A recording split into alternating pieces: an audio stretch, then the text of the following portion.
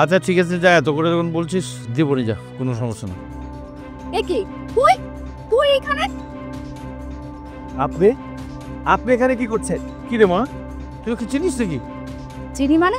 ওকে আমি খুব ভালো করে চিনি। তোমাকে বলেছিলাম না, এই হচ্ছে সেই ছোট লোকের বাচ্চা যে কিনা ৮০ টাকার জন্য ও আমার সাথে খারাপ ব্যবহার করেছিল এবং কি আমার গায়ে হাতও তুলেছিল। এই, তোর সাহস তো কম না, তুই আমার বাড়ি পর্যন্ত চলে এসেছিস। ও ও তোকে অপমান করেছে, তোর গায়ে হাত তুলেছে? হ্যাঁ বাবা, তুমি ঠিকই শুনেছো। ও আমার পরিবার নিয়ে কথাও বলেছে, আবার গায়ে হাতও তুলেছে।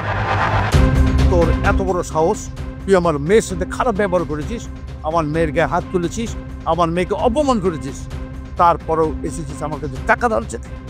তোর সাহস দেখে আমি অবাক হয়ে যাচ্ছি। এখনো যে তুই আমার সামনে দাঁড়িয়ে আছিস, এটা তো সাত কপালের ভাগ্য। এখন তো তোকে আমি একটা টাকাও দেবো, আর তোর এমন অবস্থা করব তুই জীবনেও কল্পনা করতে পারবি না। চাচা বিশ্বাস করেন, আমি ম্যাডামের সাথে কোনো খারাপ ব্যবহার করিনি, বরং এখনো কথা বলে যাচ্ছিস? তুই কর, বন্দুক দিয়ে তোর মাথার গুলি উড়িয়ে দেবো। বাবা, তুমি জানতে চেয়েছিলে না যে ছোট লোকের বাচ্চাটাকে? যদি জানতে পারো তাহলে তুমি ওকে উচিত শিক্ষা দিবে। এই তো হচ্ছে সেই ছোট লোকের বাচ্চা, তাহলে দাঁড়িয়ে আছো কেন?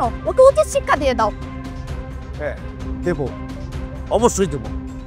ওকে 500টা চাবুকের বাড়ি মেরে তোর পায়ের সামনে ফেলবো এবং তোর পা ধরে ক্ষমা চাওয়াবো।